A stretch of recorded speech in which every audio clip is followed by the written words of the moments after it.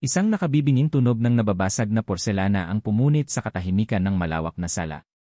Napatalon si Lina sa kanyang kinatatayuan, at ang hawak niyang basahan ay nalaglag sa kumikinang na sahig na marmol.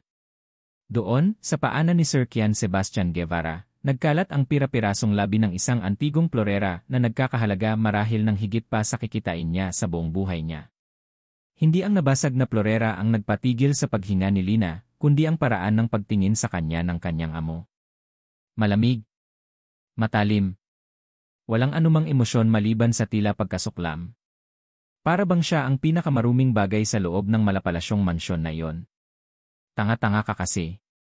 Ang bawat salita ay parang yelo na tumusok sa kanyang puso. Hindi iyon tanong. Iyon ay isang hatol.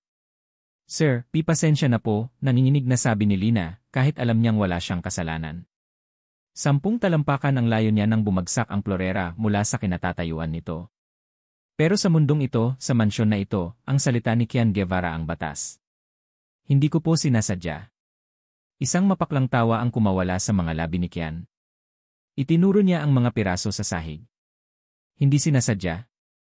3 taon ka nang nagtatrabaho dito, Lina. Hindi mo pa rin ba alam na bawal kang huminga malapit sa mga mamahaling gamit ko? Naramdaman ni Lina ang pag-init ng kanyang mga mata. Pinigilan niya ang mga luhang nagbabadyang tumulo. Hindi siya maaaring umiyak. Lalo lang itong ikagagalit ng halimaw sa kanyang harapan. Isang buwang sahod, malamig na deklara ni Kian, sabay talikod na parabang isa lamang siyang basura na hindi karapat-dapat sa kanyang oras. Iyan ang kabayaran sa katangahan mo. Ngayon, linisin mo yan. At siguraduhin mong wala akong makikitang kahit isang maliit na piraso, kundi baka pati kaluluwa mo, singilin ko na rin. Naiwan si Lina na nakatayo, nakayuko, habang pinapanood ang papalayong likod ng kanyang amo. Ang bigat sa kanyang dibdib ay halos hindi na niya makayanan. Isang buwang sahod. Paano na ang gamot ng nanay niya? Paano na ang mga bayarin sa ospital? Dahan-dahan siyang lumuhod at isa-isang pinulot ang bawat piraso ng nabasag na porselana. Bawat piraso ay parang hiwa sa kanyang palad, at mas malalim pa ang hiwa sa kanyang puso. Pagkatapos linisin ang lahat, tumakbo siya papasok sa kanyang maliit na silid sa likod ng kusina, isang espasyong kasinlaki lang ng aparador kumpara sa mga naglalakihang kwarto sa mansyon. Doon, sa likod ng nakasaradong pinto, sa wakas ay hinayaan niyang bumuhos ang mga luhang kanina pa niya pinipigilan. Umupo siya sa gilid ng kanyang manipis na kama at kinuha ang kupas na litrato mula sa ilalim ng kanyang unan. Ang nakangiting mukha ng kanyang ina. Ang tanging dahilan kung bakit niya tinitiis ang lahat ng ito. Naini. Bulong niya sa hangin habang hinahaplos ang larawan. Para sa iyo to, kakayanin ko, Nay. Kahit gaano kasama ang ugali ni Sir Kian. Kahit gaano kabigat. Kakayanin ko po. Ang bawat patak ng kanyang luha ay isang pangako. Isang pangako na hindi siya susuko, gaano man siya yurakan ng kanyang amo. Hindi pa natutuyo ang mga luha sa kanyang pisngi nang may kumatok ng malakas sa kanyang pinto. Isang katok na may otoridad. Isang katok na alam niya kung kanino galing. Mabilis niyang pinunasan ang kanyang mukha at binuksan ang pinto. Si Sir Kian, nakatayo roon, ang kanyang anino ay tila nilalamon ang liit ng kanyang silid. Sumunod ka sa akin, utos nito, walang paligoy-ligoy. Nanginginig ang mga tuhod na sumunod si Lina. Dinala siya nito sa isang bahagi ng mansyon na bihirang puntahan, ang lumang library. Pagbukas ng pinto, isang amoy ng alikabok at mga lumang papel ang sumalubong sa kanila. Ang mga estante ay puno ng agyo, at ang mga libro ay nababalutan ng makapal na alikabok. Gusto ko, sabi ni Kian, habang ipinapasadahan ng tingin ang buong silid, bago ako magising bukas, kumikinang na to, bawat libro, punasan mo. Bawat sulok, walisin mo. Naiintindihan mo? Napatingin si Lina sa lawak ng library. Impossible. Aabutin ito ng 1 linggo kung mag-isa lang siya. Pero alam niyang wala siyang karapatang tumanggi. Ang pagtanggi ay nangangahulugan ng pagkawala ng trabaho. At ang pagkawala ng trabaho ay nangangahulugan ng. Napapikit siya sa isiping iyon. Opo, sir, halos pabulong niyang sagot. Iniwan siyang mag-isa ni Kian sa madilim at maalikabok na silid. Walang kahit anong salita ng pag-asa. Walang kahit anong konsiderasyon. Tanging isang utos na kailangan niyang sundin. Nagsimula si Lina. Inakyat niya ang hagdanan para abutin ang pinakamataas na estante. Pinunasan niya ang bawat libro isa-isa.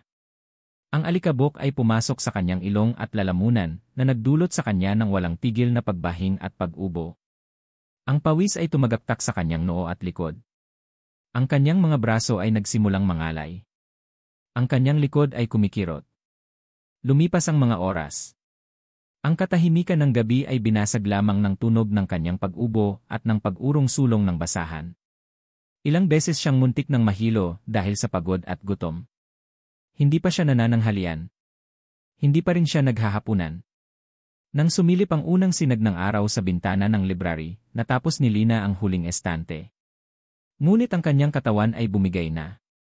Napasandal siya sa isang estante, at ang huling bagay na kanyang naramdaman ay ang pagbagsak niya sa malamig na sahig, hawak pa rin ang maruming basahan. Nagising si Lina sa pamilyar na amoy ng mainit na pagkain. Dahan-dahan niyang iminulat ang kanyang mga mata. Nakahiga siya sa isang maliit na sofa sa sulok ng library na ngayon ay malinis na. May kumot na nakabalot sa kanya. At sa isang maliit na mesa sa tabi niya may isang tray.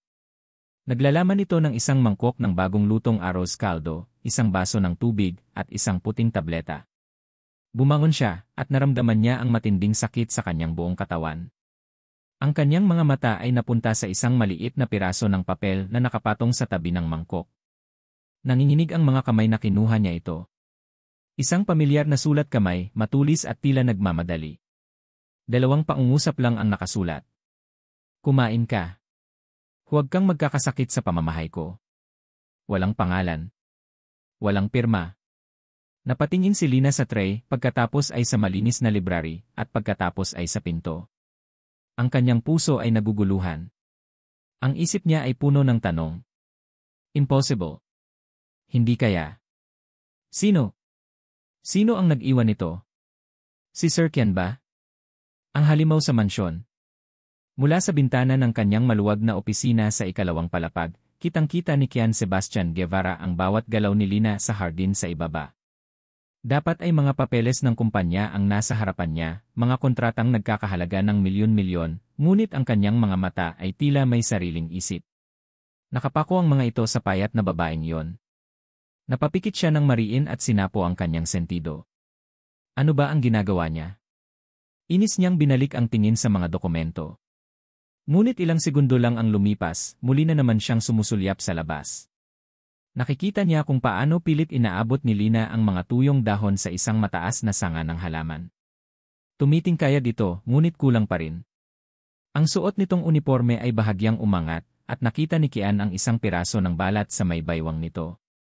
Isang mabilis na init ang gumapang sa kanyang dibdib, na agad niyang sinupil ng inis. Bakit niya ito pinapanood? Bakit niya pinapansin? Isa lang siyang katulong. Isang hamak na katulong na dapat ay kinainisan niya. Ngunit ang alaala ng nakaraang gabi ay bumalik. Ang itsura ni Lina na nakahandusay sa sahig ng library, maputla at walang malay. Isang takot na hindi niya inaasahan ang biglang kumapit sa kanyang puso noon. Isang takot na nag-udyok sa kanya na buhatin ito, iakyat sa sofa, at utusan ang kusinera na magluto ng arroz caldo sa gitna ng gabi. Tanga, sabi niya sa sarili. Bakit niya ginawa yon? Bakit siya nag-iwan ng pagkain? At bakit siya nagsulat pa ng note? Huwag kang magkakasakit sa pamamahay ko. Iyon ang pinakamalapit sa salitang, magpagaling ka, na kaya niyang isulat ng hindi nasusuka sa sarili. Bigla, isang boses mula sa nakaraan ang umalingaw-ngaw sa kanyang isip. Ang boses ni Isabel. You're too soft, Kian. Masyado kang malambot. That's really people will always take advantage of you. Napatiim ang kanyang bagang. Hindi. Hindi na siya babalik doon. Ang pagiging malupit, ang pagiging malamig, ito ang kanyang pader. Ito ang kanyang proteksyon laban sa mga tulad ni Isabel. At dapat, laban din sa mga tulad ni Lina. Kinuha niya ang cellphone sa ibabaw ng mesa, handa nang tawagan si Lina para sigawan na naman ito, para ipaalala kung sino ang amo at kung sino ang utusan. Ngunit bago pa niya magawa iyon, nagring ang kanyang pribadong telepono. Isang pangalan ang lumitaw sa screen, Air Santos. Agad niyang sinagot ito, ang kanyang boses ay bumalik sa pagiging seryoso at may otoridad. Doctor. Good morning, Enra Guevara, sabi ng boses sa kabilang linya. Tumatawag lang ako para sa lingguhang update tungkol kay Enrea Adelaida Reyes. Naituon ni Kian ang kanyang tingin sa labas. Nakita niyang sumuko na si Lina sa pag-abot sa sanga at ngayon ay nagdidilig na lang ng mga halaman. Kumusta siya? Tanong niya, ang kanyang boses ay mababa at kontrolado. Stable naman po ang kanyang kondisyon. The new medication is working well. Maganda ang response ng katawan niya. Ngunit, Enra Guevara, dumating na po ang bill para sa bagong gamot. Medyo mataas po ito. Walang pag-aalinlangan na sumagot si Kian. It doesn't matter. I-charge niyo lahat sa account ko. At tulad ng dati, siguraduhin niyong walang makakaalam kung kanino galing ang bayad. Sabihin niyong galing sa isang anonymous benefactor. Understood? Yes, sir. Understood. Maraming salamat po ulit, Enra Guevara. Ibinaba ni Kian ang tawag at napabuntong hininga. Itinapon niya ang cellphone sa mesa at muling napatingin sa hardin. Ngayon, nakangiti si Lina habang dinidiligan ang mga rosas. Isang maliit na ngiti, ngunit sapat na yon para magdulot ng kakaibang kislot sa kanyang dibdib. Ginagawa niya ito para sa ngiting iyon. Ginagawa niya ito para manatili ang babaeng iyon dito, sa tabi niya, kung saan niya ito nakikita. Ito ang paraan niya. Ang tanging paraan na alam niya. Mukhang masyado kang naaaliw sa panonood sa ating bagong hardinera. Isang matinis at eleganteng boses ang bumasag sa kanyang pag-isip. Hindi na niya kailangang lumingon. Alam niya kung kanino ang boses na yon. Ang kanyang ina, si Donna Elvira Guevara. Pumasok ito sa opisina, dala ang kanyang karaniwang aura ng kapangyarihan at pagiging sopistikada. Tumayo ito sa tabi niya at sumulyap din sa bintana. Hindi ko maintindihan, Kian, simula nito, ang boses ay puno ng bahagyang pagkadismaya. Sinira niya ang manansala vase kahapon, isang bagay na mas mahalaga pa sa buong angkan niya. Pero narito pa rin siya.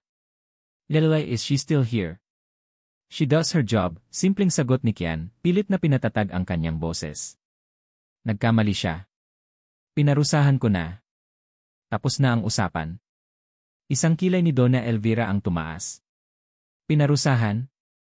I heard you sent food to her room last night. Iyan ba ang parusa mo, anak?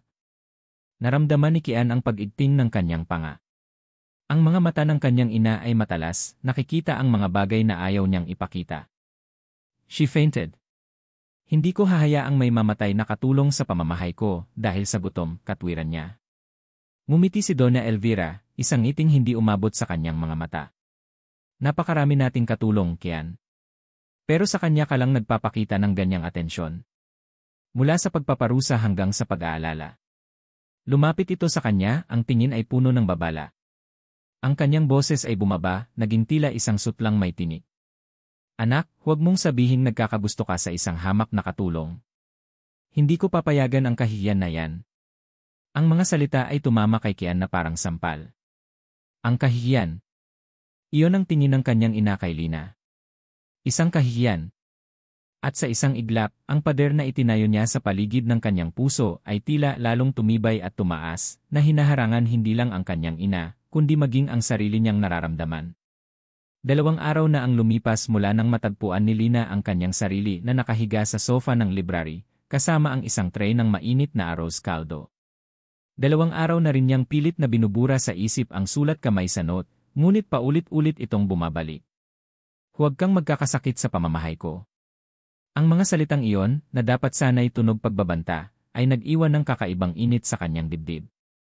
Isang init na mabilis ding pinapawi ng lamig sa tuwing maaalala niya ang nangyari sa Florera. Ang halimaw at ang... Sino? Sino ang nag-iwan ng pagkain? Imposibleng si Sir Kian. Impossible. Pilit niyang iwinaksi ang mga iniisip habang nagpupunas ng isang malaking salamin sa pasilyo. Ngunit ang kanyang katawan ay tila may sariling isip.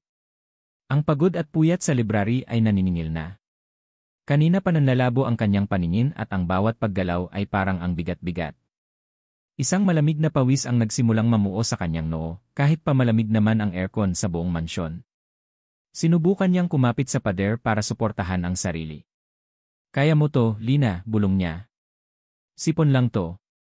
Ngunit hindi iyon sipon lamang. Ang sahig na marmol ay biglang nagsimulang umikot sa kanyang paningin. Ang tunog ng kanyang sariling paghinga ay biglang naging malakas sa kanyang tainga. At pagkatapos kadiliman. Ang huling naramdaman niya ay ang pagkawala ng lakas sa kanyang mga tuhod at ang mabilis na paglapit ng sahig. Nagising si Lina sa isang pamilyar na pakiramdam, ang pakiramdam na may mga braso sa ilalim niya, buhat-buhat siya. Ang amoy. Iyon ang unang napansin niya. Ang pamilyar na amoy ng mamahaling pabango na laging suot ni Sir Kian. Sa pagitan ng kanyang pagkahilo, may mga boses siyang naririnig. Dalhin mo siya sa klinik. Anong ginagawa mo, Kian? Hindi mo siya pwedeng dalhin sa kwarto niya. Boses iyon ni Donna Elvira, matalas at puno ng pagtutol. Tumahimik ka, ma, isang boses lalaki ang sumagot, mababa at may halong pag-aalala na hindi niya pa narinig kailanman. Mainit na mainit siya. Kailangan niyang mahiga. Naramdaman niya ang paglapag sa kanya sa isang malambot na kama, ang kanyang sariling kama. Pagkatapos ay mga yapak na papalayo at ang malakas na pagsara ng pinto. Muli siyang nilamon ng dilim. Sa mga sumunod na sandali, na para bang walang katapusang oras, ang mundo ni Lina ay naging isang pinaghalong panaginip at katotohanan. May mga sandaling nararamdaman niya ang isang malamig at basang bimpo na dahan-dahang ipinupuna sa kanyang noo, leg, at mga braso. Ang pag-aalaga ay magaspang, hindi sanay, ngunit may isang uri ng ingat na hindi niya maipaliwanag. Sa isang pagkakataon, naimulat niya ng bahagya ang kanyang mga mata. Malabo ang lahat, ngunit may isang anyo siyang naaninag na nakaupo sa tabi ng kanyang kama. Ang anyo ng isang lalaking nakakunot ang noo, seryoso ang mukha, habang isinasawsaw ang bimpo sa isang palanggana ng tubig. Si Sir Kian. Ang puso ni Lina ay nagsimulang tumibok ng sobrang bilis, hindi dahil sa lagnat, kundi dahil sa pagkabigla. Siya. Ang halimaw. Ang nag-aalaga sa kanya. Pumikit siyang muli, iniisip na baka namamalikmata lang siya dahil sa taas ng kanyang lagnat. Ngunit maya-maya, naramdaman niya ang isang kamay sa kanyang balikat, marahang tinatapik siya. Gising, utos ng boses. Dahan-dahan niyang iminulat ang mga mata. At naroon na siya. Si Kian Sebastian Guevara, hawak ang isang mangkok ng mainit na sabaw. Ang mukha nito ay mas malapit kaysa dati. Kitang-kita niya ang pag-aalala sa mga mata nito, isang emosyong akala niya ay hinding-hindi niya makikita roon. Kailangan mong kumain para makainom ka ng gamot, sabi nito, ang boses ay magaspang pa rin, ngunit wala ang karaniwang lamig. Sinubukan ni Linang bumangon, ngunit nanghihina pa rin siya. Huwag ka nang gumalaw, pigil ni Kian. Sumandok ito ng sabaw, hinipan ito ng bahagya, at dinala ang kutsara sa tapat ng kanyang bibig. Buksan mo ang bibig mo. Natigilan si Lina. Si Sir Kian, sinusubuan siya. Ang mundo ba ay baliktad na? Nahihiya man, binuksan niya ang kanyang bibig at tinanggap ang sabaw. Mainit. Masarap. Gumuhit ito ng init pababa sa kanyang lalamunan hanggang sa kanyang tiyan, nagbibigay ng kaunting lakas. Tahimik lang silang dalawa. Si Kian ay patuloy sa pagsusubo, at si Lina naman ay tahimik na tumatanggap. Ang bawat sandali ay puno ng tensyon na nakakakaba. Ang bawat paglapit ng mukha nito ay nagpapatigil sa kanyang paghinga. Ang kilig, isang emosyong matagal na niyang kinalimutan, ay dahan-dahang gumapang sa kanyang puso, tinutunaw ang takot at pagkamuhi na matagal nang namuroon. Ito ba ang totoong Kian Guevara? Ang lalaking nagtatago sa likod ng malupit na maskara. Isang pag-asa ang sumibol sa kanyang puso. Isang munting pag-asa na baka lang, hindi siya halimaw. Nang maubos ang sabaw, ipinainom sa kanya ni Kian ang gamot at tubig. Pagkatapos, tumayo na ito. Bago ito umalis, tumigil ito sa may pinto. Magpahina ka, sabi nito, hindi lumilingon. Babalik ako mamaya. At umalis na ito, iniwan si Lina na tulala, yakap-yakap ang kumot at ang bagong pag-asa sa kanyang puso. Kinabukasan, magaan na ang pakiramdam ni Lina. Nawala na ang kanyang lagnat, bagamat may kaunting panghihina pa siyang nararamdaman. Pagkatapos maligo, nagpasya siyang bumaba. Gusto niyang magpasalamat ng maayos kay Sir Kian. Ang puso niya ay puno ng pasasalamat at kaunting kaba. Habang papalapit siya sa hagdanan, narinig niya ang boses ni Kian mula sa sala. Ngunit may kasama itong ibang boses, isang boses ng babae na malambing at sopistikada. Dahan-dahan siyang sumilip. At doon, nakita niya si Sir Kian. At sa tabi nito, may isang babaeng napakaganda. Ang kutis nito ay parang porselana, ang buhok ay alon-alon, at ang suot na bestida ay mukhang mas mahal pa sa lahat ng gamit niya sa buong buhay niya. Nakatayo lang si Lina sa gilid, hindi alam kung ano ang gagawin. Gusto niyang umatras, ngunit huli na ang lahat. Ang magandang babae ay napalingon sa direksyon niya, at ang mga mata nito ay sinuri siya mula ulo hanggang paa, na may bahid ng pagkamuhi. Pagkatapos, umiti ito ng matamis, isang ngiting hindi umabot sa mga mata nito. Ikinawit nito ang braso sa braso ni Kian sa paraang napakapamilyar at posesibo. Tumingin ito kay Kian, ngunit ang mga salita ay malinaw na para sa kanya. "Sino siya, babe?" tanong nito, ang boses ay parang pulot na may lason. "Ang bago mong katulong." Lahat ng init at pag-asa na naramdaman ni Lina ay biglang naglaho, na parang binuhusan ng nagyayalong tubig. Napatingin siya kay Sir Kian, naghihintay ng sagot, nagdarasal na ipagtanggol siya nito, o kahit itama man lang ang babae. Ngunit si Kian ay nanatiling tahimik. Ang mukha niya ay bumalik sa dati, isang blangkong pader. Isang malamig na maskara. Tumingin lang ito sa kanya, at sa isang iglap, para kay Lina, isa na lang ulit siyang hamak na katulong. Nakatayo si Kian, hindi gumagalaw, na parang isang estatwang gawa sa yelo. Para siyang sinasakal. Sa kaliwa, ang mapanuring tingin ng kanyang ina. Sa kanan, ang mapaglarong ngiti ni Isabel, na nakakapit pa rin sa kanyang braso na parang isang linta. At sa harap niya, ang nababasag na tingin ni Lina. "Sino siya, babe?" "Ang bago mong katulong." Ang tanong ni Isabel ay umalingaw-ngaw sa sala, puno ng pahiwatig, puno ng lason. Ang bawat segundo ng kanyang pananahimik ay parang isang dagok sa mukha ni Lina, at alam niya yon. Nakikita niya ang unti-unting pagkamatay ng kislap sa mga mata ng dalaga, ang kislap na siya mismo ang naglagay doon ilang oras lang ang nakalipas. Isang bahagi niya ang gustong sumigaw. Gusto niyang itulak si Isabel palayo. Gusto niyang sabihin, hindi siya katulong lang. Siya si Lina. Ngunit ang alaala ng babala ng kanyang ina ay sariwa pa. Ang takot na muling maging malambot, ang takot na muling maloko, ay mas malakas. Kaya't pinili niya ang pader. Ang lamig. Ang katahimikan. Pinili niya ang maskara ng halimaw. Kinagabihan, ang tensyon sa hapagkainan ay halos nahihiwa ng kutsilyo. Si Donna Elvira ay nasa kabisera, ang kanyang mukha ay isang perpektong maskara ng pagiging maharlika. Si Isabel ay nakaupo sa tabi ni Kian, walang tigil sa pagkukwento tungkol sa kanyang mga bayahe sa Europa, habang ang kamay nito ay paminsan-minsang dumadapo sa braso o hita ni Kian. At si Lina, naroon siya, tahimik na nagsisilbi. Ang bawat galaw niya ay maingat, ang mga mata niya ay laging nakayuko sa sahig. Para siyang multo. Ang sigla na nakita niya sa hardin kanina ay ganap ng naglaho. At sa bawat pagdaan ni Lina sa kanyang likuran, nararamdaman ni Kian ang isang kirot ng pagsisisi. "Oh, dear," biglang sabi ni Isabel, na may peking pagkabigla. Hawak nito ang isang baso ng red wine. "Pwede bang pakirefill ito, yung ano nga ulit pangalan mo?" Nag-angat ng tingin si Lina. "Lina po, ma'am." Habang papalapit si Lina na may hawak na bote ng alak, biglang iginalaw ni Isabel ang kanyang siko. Isang galaw na sinadya, ngunit napakabilis at mukhang aksidente. Tumama ito sa braso ni Lina. Ang pulang alak ay sumaboy, hindi sa mesa, kundi sa puting-puting bestida ni Isabel. "Aray!" "Oh and my God," tili ni Isabel, mabilis na tumayo. "Tignan mo ang ginawa mo. Alam mo ba kung magkano itong damit na ito?" "Tanga!" Lahat ng mata ay napunta kay Lina, na natigilan, maputla ang mukha, hawak pa rin ang bote. "Pipasensya na po, Ma'am Isabel." "Hindi ko po eh." "Huwag mo akong mamaam Isabel," sigaw nito. "Wala kang kwentang katulong. You clumsy little." "Tama na, Isabel," sabi ni Kian, ang kanyang boses ay mahinahon ngunit may bigat. Ngunit hindi niya tiningnan si Isabel. Ang mga mata niya ay nakatutok kay Lina. At ang lahat ng inis niya sa sitwasyon, sa kanyang ina, kay Isabel, at sa sarili niya, ay nabaling sa nag-iisang ligtas na target. "Ano na namang katangahan ito, Lina?" tanong niya, ang bawat salita ay malamig at matalim. "Wala ka na bang gagawing tama? Kung hindi mo kayang gawin ang trabaho mo ng maayos, baka dapat maghanap ka na lang ng ibang lugar kung saan pwede kang maging pabigat." Nakita ni Kian ang huling piraso ng pag-asa sa mga mata ni Lina na gumuho at naging purong sakit.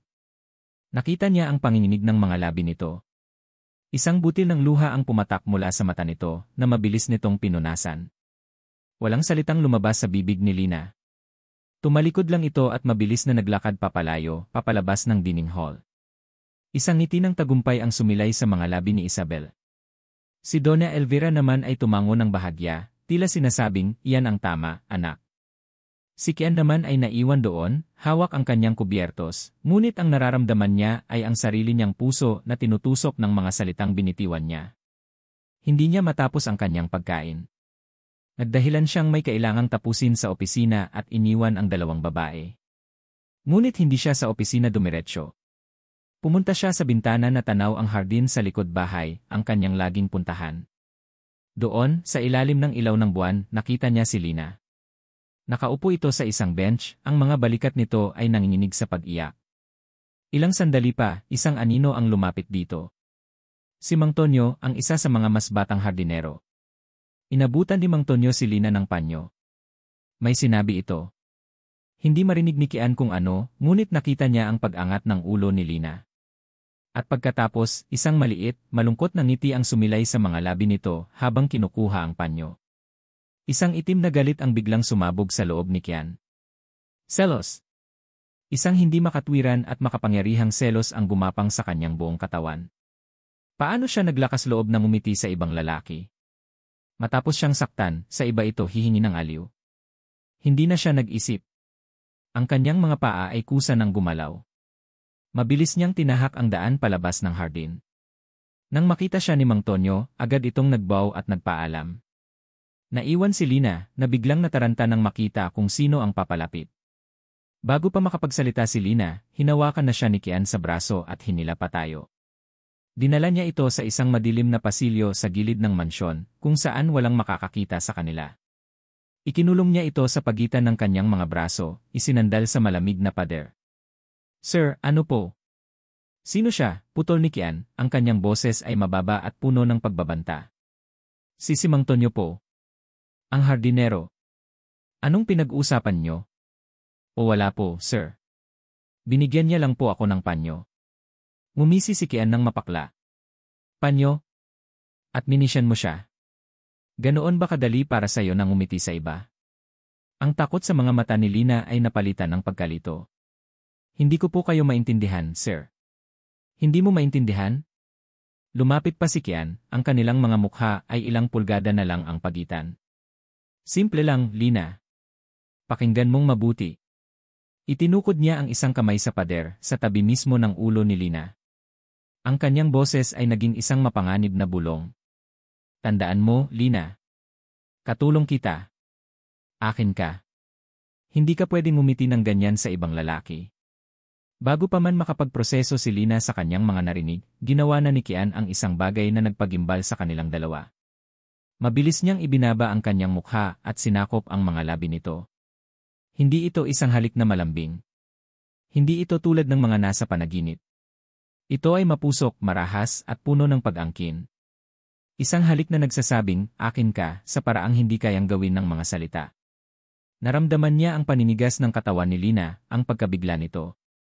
At sa ilalim ng galit at selos, naramdaman din ni Kian ang sarili niyang panginginig, isang panginginig ng takot sa sarili niyang ginagawa. At sa katotohanang hindi na niya kayang kontrolin ang nararamdaman niya para sa babaeng ikinukulong niya ngayon sa kanyang mga bisig.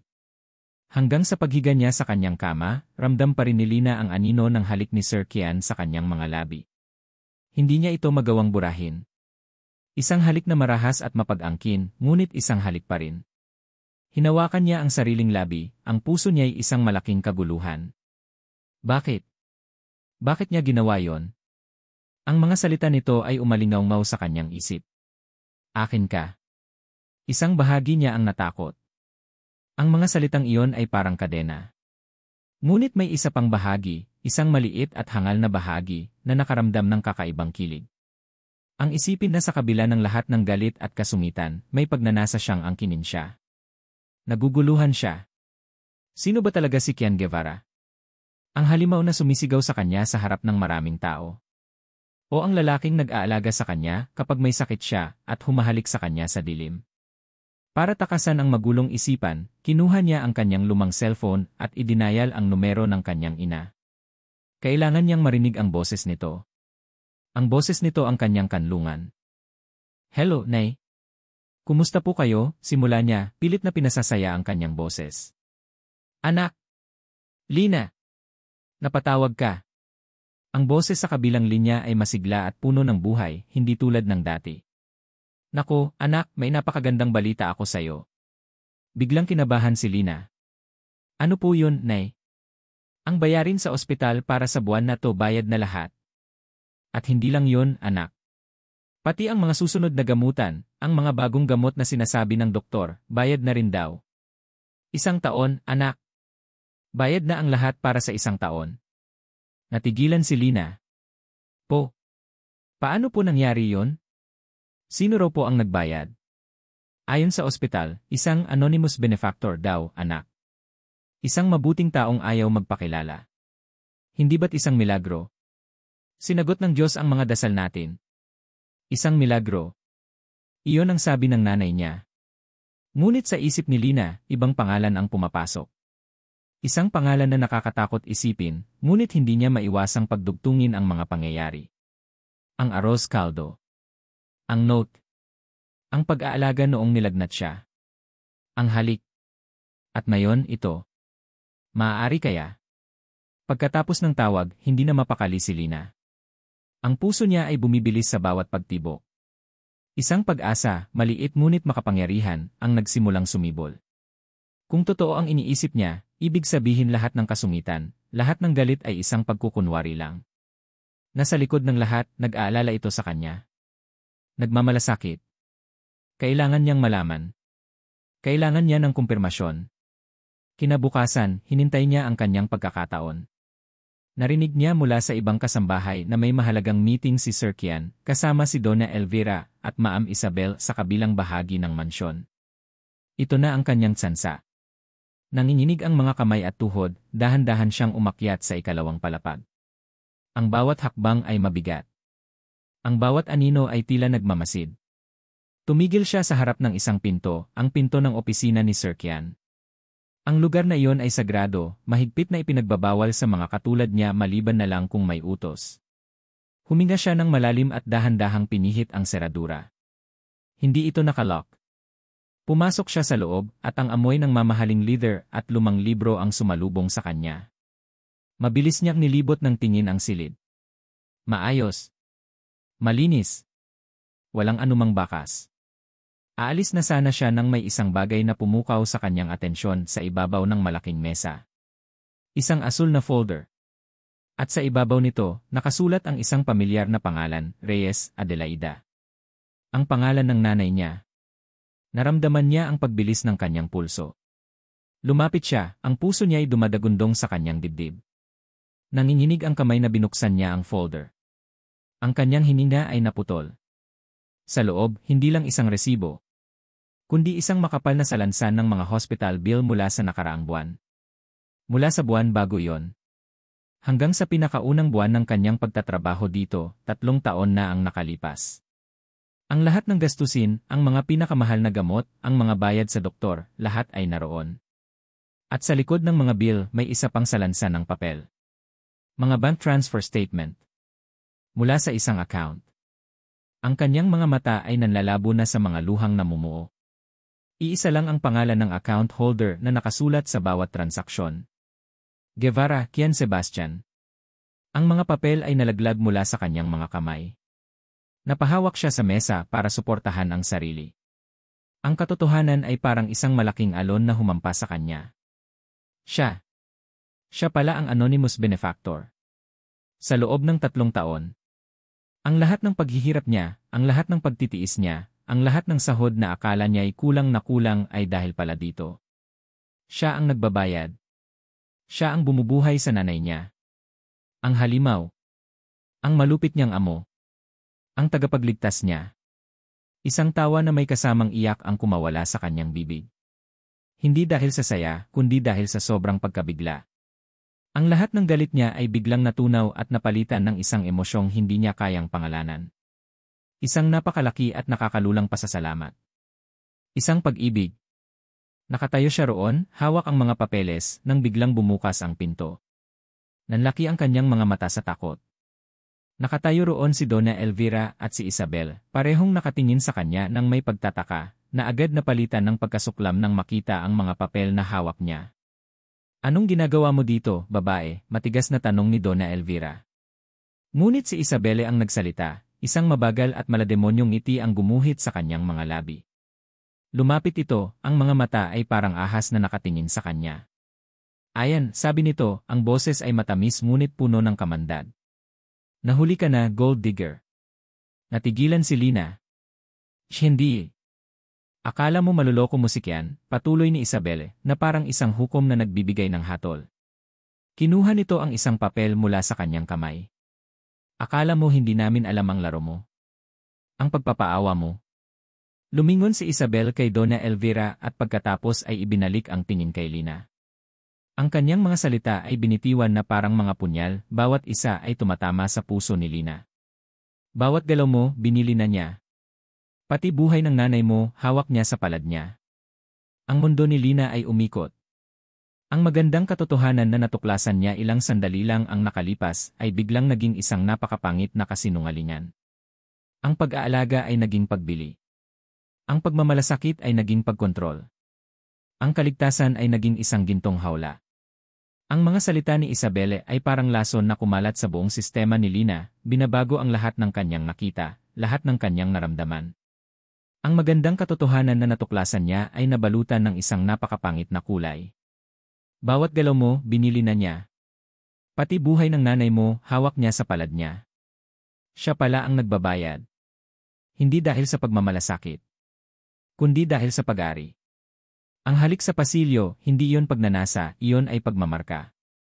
Ang pag-aalaga noong may sakit siya, hindi iyon awa, iyon ay pagpapanatili ng isang mahalagang ari-arian. Ang arroz kaldo, ang gamot, ang lahat-lahat, ito ang presyo niya. Ito ang kadena na itinali sa kanyang lieg para hindi siya makaalis. Napuno ng pait ang kanyang puso. Ang utang na loob na naramdaman niya kanina ay naging isang nakakasukang pagkainis. Pakiramdam niya, ang kanyang dignidad ay tinanggal sa kanya, piraso bawat piraso, nang hindi niya namamalayan. Hindi siya umimik. Hindi siya umiyak sa harap ni Donna Elvira at Isabel. Dahan-dahan niyang ibinaba ang mga papeles sa mesa, tumalikod, at naglakad palabas ng opisina na may isang katahimikang mas nakakatakot kaysa sa anumang sigaw. Ang bawat hakbang niya palayo ay matatag. Tapos na ang pagiging mahina. Tapos na ang pagiging biktima. Dumiretso siya sa kanyang silid.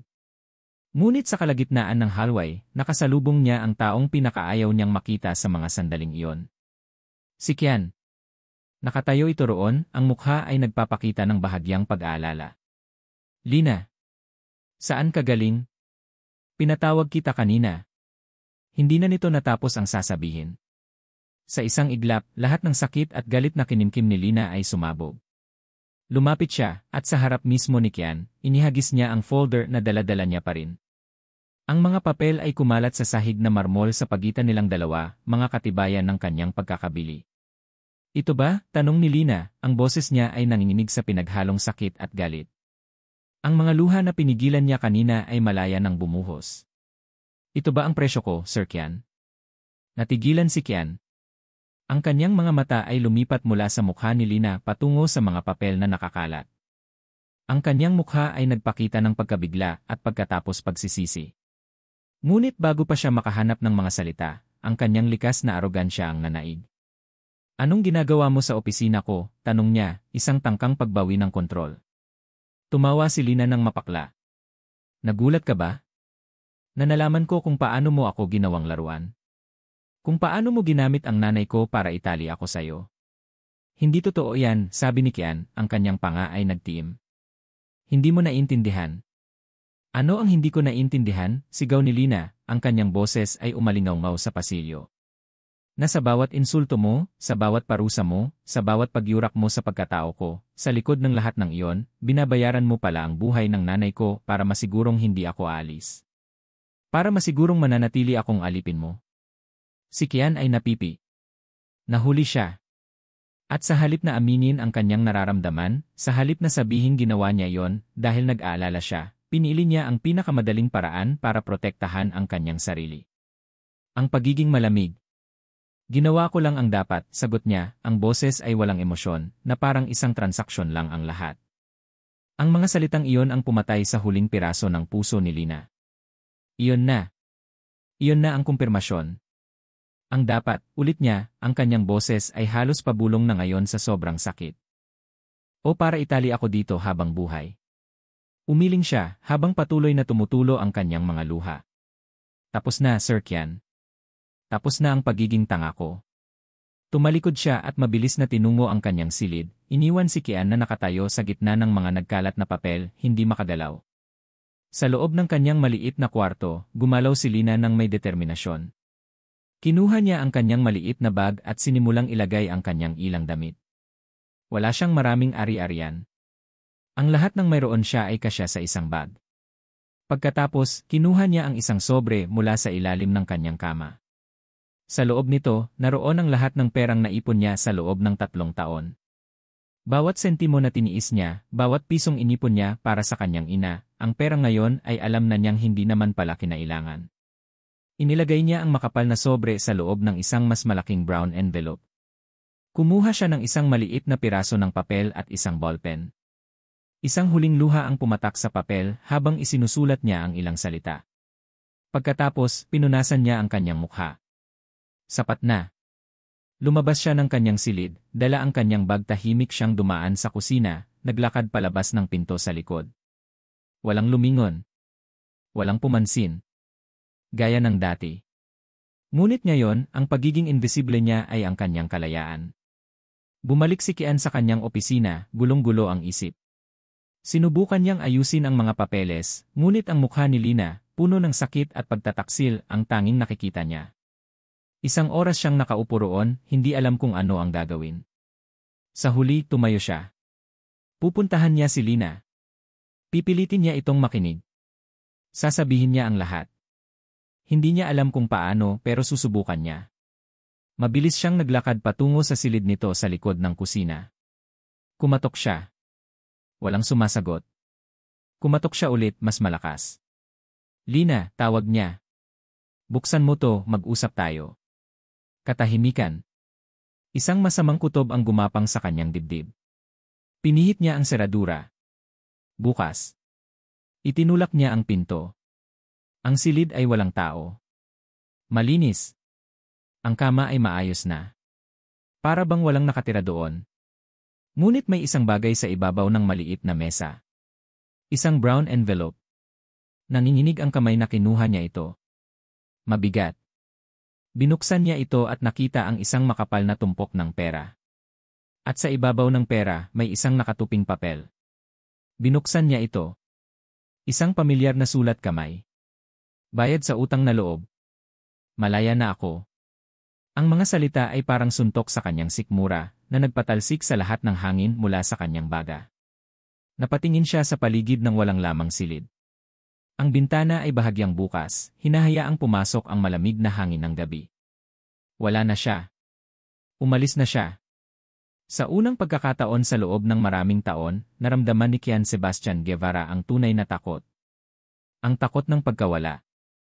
At sa katahimikan ng maliit na silid na iyon, napagtanto niya na hindi lang ang kanyang katulong ang nawala. Nawala ang puso ng kanyang mansyon. Ang mga salita sa papel ay paulit-ulit na umikot sa isip ni Kian. Bayad sa utang na loob. Malaya na ako. Hawak niya ang sobre na puno ng pera, ang perang binalik ni Lina. Ang bawat piraso ay parang isang piraso ng nagbabagang uling na pumapaso sa kanyang palad. Ito ang halaga ng kanyang katangahan. Ang kabayaran sa kanyang kayabangan.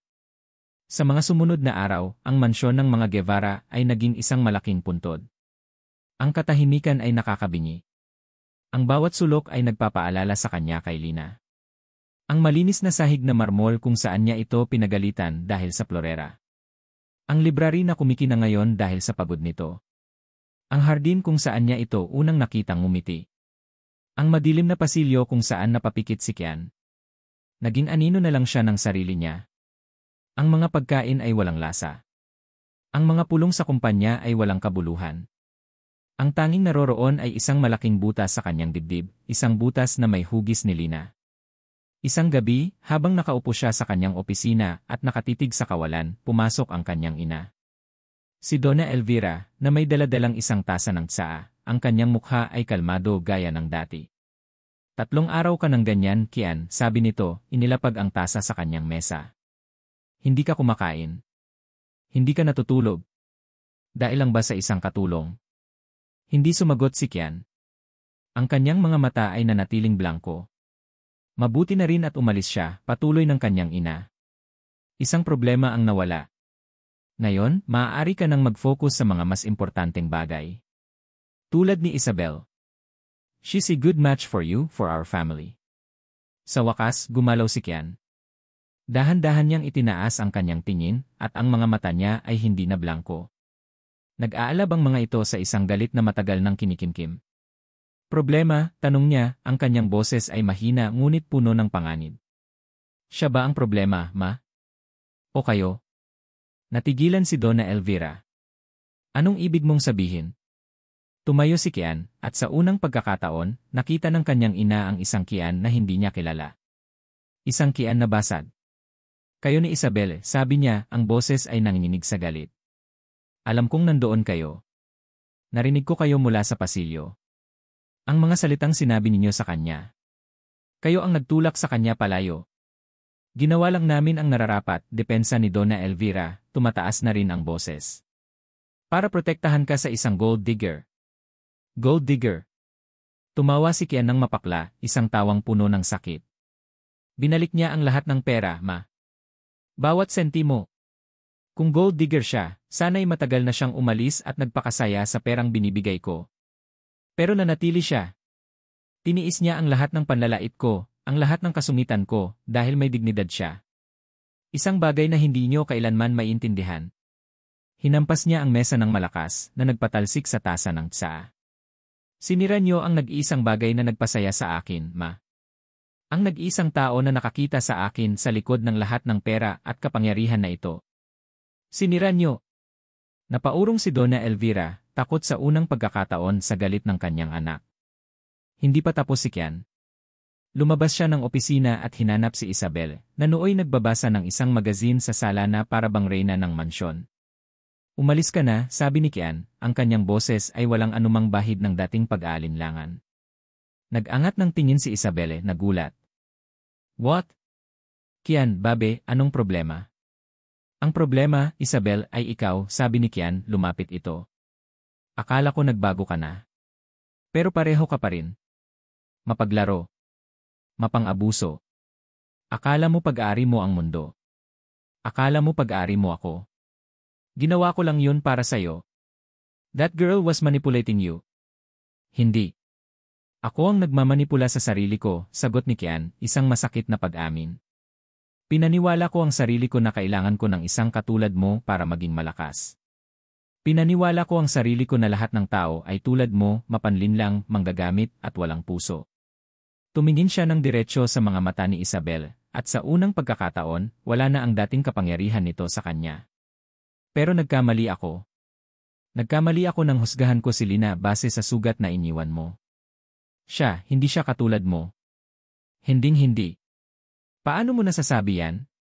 Iniwan ka rin niya, desperadong sigaw ni Isabel. Iniwan niya ako dahil sinaktan ko siya, mahinang sagot ni Kian. Iniwan niya ako dahil iyon na lang ang natitirang dignidad niya. At ngayon, kung papayag ka, umalis ka na. Magbabayad ka para dito, Kian. Babalik ka rin sa akin kapag iniwan ka na ng basahan na yon. Hindi na sumagot si Kian. Tumalikod lang siya at pumasok muli sa kanyang opisina. Iniwan si Isabel na nag-iisa sa gitna ng sala, ang kanyang mga banta ay nawala ng saysay sa hangin. Isinara ni Kian ang pinto. Napasandal siya rito at napapikit.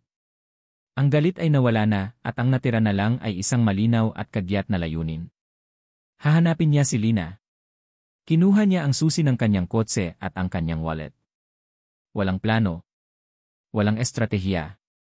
Tanging isang determinasyon na hindi niya panaramdaman sa buong buhay niya. Ang unang hinto niya, ang pinakamalapit na terminal ng bus. Sa ilalim ng mga malalamlam na ilaw, ang isang Kian Guevara na bihirang lumabas ng kanyang air-conditioned na mundo ay nakikipagsiksikan sa mga tao. Mukha siyang gusgusin, ang mamahalin niyang damit ay lukot na, at ang kanyang mga mata ay may itim na bilog sa ilalim. Naglabas siya ng cellphone at ipinakita ang isang litrato, isang candid shot ni Lina na kinunan niya ng palihim isang araw habang nagdidilig ito sa hardin, nakangiti. Nakita niyo po ba ang babaeng ito? Tanong niya sa isang tinderang nagtitinda ng mani. Umiling ang tindera. Lumapit siya sa isang dispatcher. Boss, baka nakita mo siya. Iling ulit. Sunod-sunod na pag-iling ang kanyang natanggap. Ang pag-asa ay unti-unting nauubos, napapalitan ng desperasyon. Paano niya hahanapin ang isang tao sa isang bansang may milyon-milyong populasyon? Nang malapit na siyang sumuko, isang matandang nagtitinda ng tubig ang lumapit sa kanya. Sir, kanina pa kita napapansin. Sino po ba iyang hinahanap niyo? Muli niyang ipinakita ang litrato. Siya. Lina ang pangalan niya. Tinitigan ng matanda ang litrato. Ah, parang pamilyar siya. Taga Laguna ata. Madalas sumasakay yan sa bus pa San Pablo. Isang kislap ng pag-asa. San Pablo? Sigurado po kayo? Hindi ako sigurado, iho, pero madalas ko siyang makita sa linyang yon. Mukha siyang mabait na bata. Salamat po, sabi ni Kian, ang kanyang puso ay muling tumibok ng may pag-asa. Maraming salamat po. Hindi na siya nagsayang ng oras. Sumakay siya sa kanyang kotse at mabilis na pinaandar ito patungo sa South Luzon Expressway. Ang biyahe ay mahaba, ngunit hindi niya ito naramdaman. Ang kanyang isip ay nakatuon lang sa isang pangalan. Lina. Pagdating sa San Pablo, nagtanong-tanong ulit siya. Isang dayo sa sariling bansa, isang mayamang lalaking naliligaw sa simpleng probinsya. Ang bawat tanong ay isang pagbaba ng kanyang pride. Ang bawat pag-iling na natatanggap niya ay isang pagsubok sa kanyang determinasyon.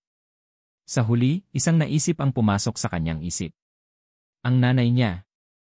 Ang ospital. Mabilis siyang nagtanong kung saan ang pinakamalaking pampublikong ospital sa lugar. Itinuro siya sa San Pablo City General Hospital. Ipinark niya ang kanyang kotse at pumasok sa loob.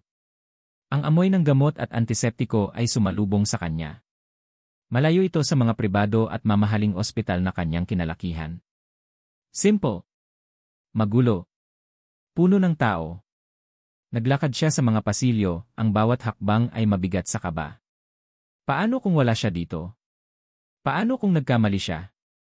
Pagkatapos, sa isang ward na may bahagyang bukas na pinto, natigilan siya.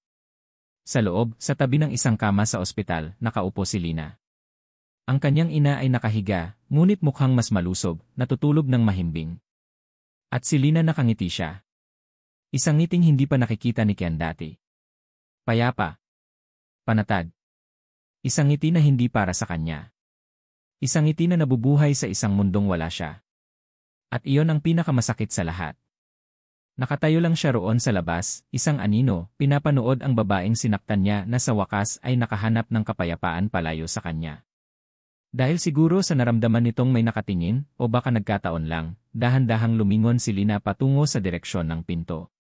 Ang kanilang mga mata ay nagtama. Ang ngiti sa mga labi ni Lina ay biglang naglaho, na parang isang kandilang biglang hinipan ng hangin. Napalitan ito ng purong pagkabigla. Nanlaki ang kanyang mga mata, ang kanyang bibig ay bahagyang bumukas. At sa mga mata niyang iyon, nakita ni Kian ang lahat, ang sakit, ang takot, ang pagtataka. Nakatayo siya roon, tiwalag at puno ng pagsisisi, habang si Lina ay nakatitig sa kanya na parang nakakita ng isang multo mula sa isang masamang panaginip. Ang oras ay tila tumigil. Ang tanging naririnig ni Lina ay ang malakas na pagkabog ng sarili niyang dibdib. Si Kian Sebastian Guevara. Narito siya. Sa probinsya. Sa ospital kung nasaan ang nanay niya. Ang unang pumasok sa isip niya ay takot. Napunta ba siya dito para kunin siya pabalik? Para singilin siya? Napatingin siya sa natutulog niyang ina, isang proteksyon na ugali ang biglang bumalot sa kanya. Tumayo si Lina at mabilis na lumabas ng silid, dahan-dahang isinara ang pinto sa likod niya para hindi magising ang kanyang ina.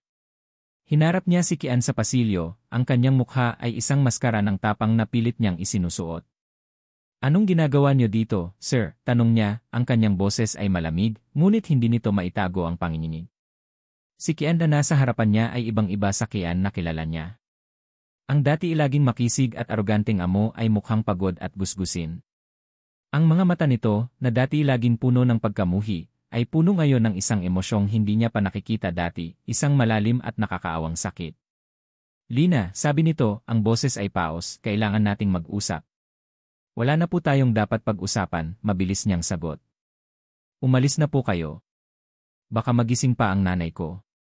Please, sabi ni Kian. Ang isang salitang iyon ay nagpatigil kay Lina. Hindi utos ni o utos ko. Kundi please. Isang pakiusap. Niyaya niya ito sa isang maliit na hardin sa gilid ng ospital, isang lugar na tahimik at malayo sa mga tao. Doon, sa ilalim ng isang malaking puno ng mangga, humarap silang muli sa isa't isa. Nakatayo si Lina sa harap niya, ang kanyang mga braso ay nakakrus sa dibdib, isang halatang pader sa pagitan nilang dalawa. Ito na. Ito na ang pagkakataon niya. Walang Donna Elvira. Walang Isabel. Sila lang dalawa. Huminga siya ng malalim, isinantabi ang lahat ng pride na bumubuo sa pagiging isang Guevara. Lina, I'm sorry, simula niya, ang mga salita ay tila banyaga sa kanyang dila, ngunit totoo. Sorry sa lahat. Sa bawat masasakit na salitang sinabi ko. Sa bawat pagpapahirap na ginawa ko. Sa pagtrato ko sa iyo na parang hindi ka tao. Nakita niya ang bahagyang pagbabago sa ekspresyon ni Lina, ngunit nanatili itong tahimik, naghihintay. Hindi ko binili ang buhay ng nanay mo, patuloy niya, ang kanyang boses ay nanginginig na ngayon. Hindi kita itinali. Inalagaan kita sa tanging paraan na alam ko. Mali, alam kong mali at baluktot pero totoo. Napatingin siya sa malayo, ang mga alaala ay bumabalik. Maraming taon na ang nakalipas may isang babaeng nagturo sa akin na ang pagiging mabuti ay kahinaan. Na ang pagmamahal ay isang laro kung saan ang pera at kapangyarihan ang laging panalo. Si Isabel. Niloko niya ako, Lina. Kinuha niya ang tiwala ko at winasak ito. At mula noon, nagtayo ako ng pader. Isang pader ng kasungitan para walang sinuman ang makalapit ulit. Sa wakas, tumingin siya ng diretsyo sa mga mata ni Lina. Pero ikaw, sinira mo ang pader na yon nang hindi mo namamalayan. Sa bawat pagtitiis mo, sa bawat pagiging mabuti mo sa kabila ng lahat, unti-unti mong giniba. Natakot ako, Lina. Natakot akong masaktan ulit. Kaya lalo kitang sinaktan para itulak ka palayo. Para protektahan ang sarili ko. Pero sa huli, sarili ko lang din ang sinaktan ko nang mawala ka. Ang bawat salita ni Kian ay parang maliliit na susi na unti-unting nagbubukas sa mga kandado ng galit sa kanyang puso. Nakikita niya ang katotohanan sa mga mata nito. Ang sakit. Ang pagsisisi. Anak? Isang mahinang boses ang tumawag mula sa kanilang likuran. Napalingon si Lina. Ang kanyang ina, si Aling Adelaida, ay nakatayo roon, nakasuot ng roba ng ospital, nakasandal sa pader para suportahan ang sarili. Nay! Bakit po kayo bumangon? Alalang-alala na sabi ni Lina, agad na lumapit para alalayan ito. Umiti si Aling Adelaida, isang mahinang ngiti. Tumingin ito kay Kian, hindi nang may galit, kundi nang may pag-unawa. Narinig ko ang lahat, iho. Napayuko si Kian, puno ng hiya. Pasensya na po, ma'am. Umiling si Aling Adelaida. Hinawakan nito ang kamay ni Lina at pagkatapos ay tumingin sa kanya ng may pagmamahal. Anak, ang galit lumilipas. Ang pag-ibig na totoo, minsan lang dumarating. Nakikita ko sa mga mata ng binatang ito ang pagsisisi. At nakikita ko sa mga mata mo na sa kabila ng lahat, may lugar pa rin siya dyan. Itinuro nito ang puso ni Lina. Tumingin si Lina kay Kian. Nakita niya ang isang lalaking basag, isang lalaking handang ibaba ang lahat para lang sa kanya. At sa sandaling iyon, alam na niya. Ang pag-ibig ay hindi lang tungkol sa kilig at saya. Ito ay tungkol din sa pagpapatawad. Dahan-dahan, lumapit siya kay Kian. At sa harap ng kanyang ina, sa harap ng buong mundo, ginawa niya ang isang bagay na hindi niya akalaing magagawa niya. Hinawakan niya ang kamay nito. Umuwi na tayo, bulong niya. Makalipas ang ilang buwan. Ang mansyon ng mga Guevara ay iba na. Mayroon na itong init. Mayroon ng tawanan. Si Aling Adelaida, na tuluyan ng gumaling, ay madalas na bumibisita, tinuturuan ang mga kusinera kung paano magluto ng kanyang mga espesyal na putahe. Si Donna Elvira, matapos ang isang mahabang panahon ng malamig na pakikitungo, ay unti-unti nang natutunang tanggapin si Lina. Nakita niya kung paano nagbago ang kanyang anak, kung paano ito naging mas masaya, mas buo. Iyon lang ay sapat na. Isang hapon, dinala ni Kian si Lina sa isang lugar na hindi pa nito napupuntahan, ang puntod ng kanyang ama. Magkahawak kamay silang tumayo sa harap ng lapida. Itay, simula ni Kian, ang kanyang boses ay malinaw at matatag. Gusto ko pong ipakilala sa inyo si Lina. Tumingin siya kay Lina, ang kanyang mga mata ay puno ng pagmamahal na hindi na niya kailangang itago. Siya po ang magiging Indra Guevara. Ngumiti siya kay Lina. Siya ang tahanan ng puso ko. Hinalikan siya ni Kian, isang halik na malambot, puno ng pangako, at puno ng pasasalamat. Sa ilalim ng asul na langit, sa katahimikan ng lugar na yon, alam nilang pareho na ang kanilang kwento, na nagsimula sa kasungitan at sakit, ay sa wakas ay nakahanap ng isang masaya at walang hanggang wakas. Ang pag-ibig ay hindi pala tumitingin sa estado sa buhay, kundi sa tibok ng pusong handang magpatawad at magmahal ng buo. At dito nagtatapos ang kwento ni Kian at Lina, isang pag-ibig na sinubok ng kasungitan, pinatibay ng pagpapatawad, at sa huli ay nagtagumpay laban sa lahat. Bago tayo tuluyang magpaalam, nais ko munang mag-iwan ng isang munting mensahe. Mula sa kaibuturan ng aking puso, maraming salamat sa inyong walang sawang pagsubaybay sa bawat kabanata ng Puso sa Ilalim ng Kasungitan. Ang pagsulat sa kwentong ito ay isang paglalakbay din para sa akin, isang paglalakbay na puno ng kilig, luha, galit, at pag-asa, na alam kong naramdaman nyo rin. Bawat salita ay isinulat ng may pag-asang madaman nyo ang bawat tibok ng puso ni Lina at Kian. Naisiparating ng kwentong ito na ang tunay na pag-ibig ay hindi laging perpekto. Minsan, ito ay nagtatago sa likod ng mga pader na itinayo ng takot at ng mga sugat ng nakaraan. Minsan, kailangan nating tingnan ng mas malalim, lampas sa mga masasakit na salita, para makita ang isang pusong naghahanap din ng pagmamahal. Ito ay isang paalala na ang pagpapatawad ay hindi tanda ng kahinaan, kundi ng katatagan. At ang bawat isa sa atin, anuman ang estado sa buhay, ay karapat-dapat sa isang pag-ibig na totoo at nagpapagaling. Inaasahan kong ang kwento ni Kian at Lina ay nag-iwan ng isang mainit na pakiramdam at isang ngiti sa inyong mga puso. Hangad ko ring marinig ang inyong mga saloobin. Aling bahagi ng kanilang paglalakbay ang pinakatumatak sa inyo? Huwag kayong mag-atubiling iwanan ang inyong mga komento sa ibaba. Ang inyong bawat mensahe ay inspirasyon at kagalakan para sa akin. Muli ang aking taos-pusong pasasalamat. Hanggang sa ating susunod na kwentuhan. Ito ang inyong lingkod na laging naniniwala sa kapangyarihan ng pag-ibig.